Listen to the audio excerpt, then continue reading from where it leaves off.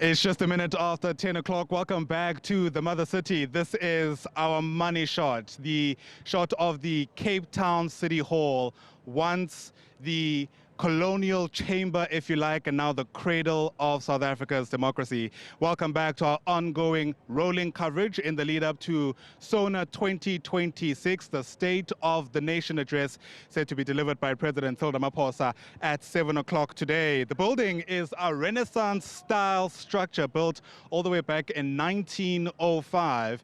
And my goodness, so much more has happened since then. The red carpet you can see on your screen now, of course, is where all the business of the day will be unfolding in the lead up to 7 o'clock today. Around about 4 o'clock, that's when we expect dignitaries and several guests will be attending this year's State of the Nation address, which will be the second under the Government of National Unity, the 9th for President Cyril Ramaphosa, and of course one that will be watched given the fact that it's happening as we also mark 30 years since the founding of the country's democracy. So much to be said about that. You know, the State of the Nation address is that unique event where all three arms of the state, for example, will be in one building. That's the executive, the judiciary, and of course the legislature. And it officially marks the opening of Parliament where President Cyril Ramaphosa, as the head of state, will set the tone. But in the lead up to that, we're still canvassing all of the expectations from those who are attending as we take stock of the year gone by and look ahead to the year before us. Joining us now is the Labour and Employment Minister, Nomako, who's been with us for quite some time. Thank you for your patience and time, Minister.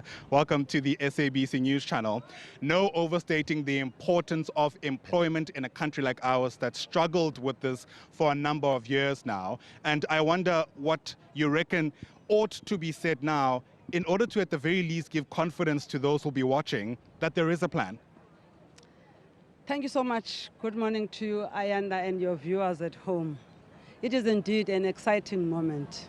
We look forward to listening to the President when he delivers the State of the Nation address at a period where we have seen a lot of green shoots in the economic performance. So we are anxious, but at the same time very optimistic that the President will tell us what do we do now to deal with the issue of unemployment. But we are not just sitting and folding our arms as we will be listening to the President. We are hard at work. As the Department of Employment and Labour, people don't understand why all of a sudden we are so visible. We've got heightened inspections. We've got visibility in the communities. We stay where we are taking services to the people, in particular under the branch called Public Employment Services. It is exactly because of that reason that we need employment, but not just employment. Once people are employed, they must remain in employment, and we must make sure that their rights are protected. Hence, we have also came up with a lot of regulatory instruments. We came up with a lot of legislation reviewal to look at the issues of labor laws that must talk to what is currently happening in South Africa, ensuring also that South Africans are prioritized in terms of the creation of the employment opportunities. So the laws that we have passed, your National Labour and Migration Policy, the Employment Services Amendment Bill that is on its way to Parliament, which is to give the minister authority to say these particular sectors in South Africa are just reserved for South Africans or even introduce quotas. You've seen the regulations that are targets, sector targets that we have regulated and gazetted in January last year, where we're saying on employment equity we're not playing. But we are not just coming there punitive. We are using what you call the carrot and stick in ensuring that our employers comply, but at the same time, if they don't comply, there's consequence, but also we empower them. But you can't leave out this landmark judgment of the 7 Chinese nationals who were then arrested and were sentenced to 20 years because they undermined the labor laws of this country, including the issue of human trafficking. So we are hard at work, and we're looking forward to hear the President say to us, what then do we do in ensuring that we heighten and increase the speed in ensuring that our kids are employed, the youth in particular, but South Africans in general, but also the right skills are given to the people, the skills that are needed by the labor market. I'm glad you bring up the case around the Chinese nationals, because it's really brought into sharp focus perhaps our inability to keep up with the different businesses that are sometimes flouting the laws. I mean, the one criticism, Minister, which I'm sure you've heard, is the fact that there simply aren't enough inspectors. Yes, these particular, shall we call them entrepreneurs, were found, but one can't help but wonder how many others are yet to be found.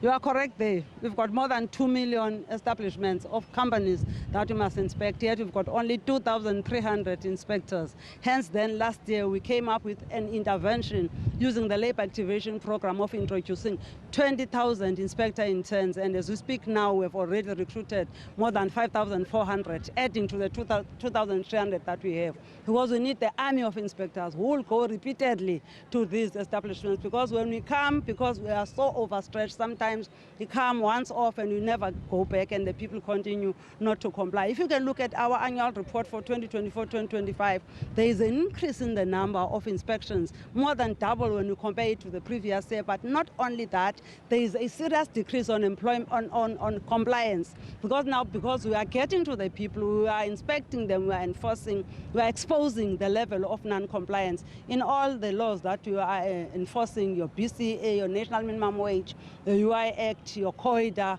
the list is long. So doing that work through the IES, when I said the work that we do is just linked to your public employment services, inspections, labor policy, all those things, we are doing them so that we can see that our people are taken seriously when they're employed, their rights are protected, but they also retain their jobs. A labor activation program has 3 legs. The first one is ensuring that we provide skills that are needed. We have already engaged 240,000 since last year up to now, of the young people in particular who are needing skills. The education assistants who employed 155,000, so the 240,000 includes that. Through our Productivity South Africa, we have managed to help businesses that need business turnaround and rescue, and through SSMA we've implemented the TERS, and we increased the money from 400 million to 2.4 billion to show that we are serious about ensuring that we protect our workers to retain their jobs, not to be retrained. Thank you very much. Labour and Employment Minister Novokosa Zanabeth trying to get all of it in, let me tell you, and has done exactly that. Thank you very much, Minister. I'm sure I'll see you later on as we continue, of course, taking stock of once again the anticipation in the lead up to 7 o'clock today. The SABC News channel, of course, is fanned for you strategically throughout this particular precinct. Minister, I'm going to ask that you wait just a short while as we take our viewers to Mkokeli Badla, who's not too far from where we are, with more reaction. Mkokeli.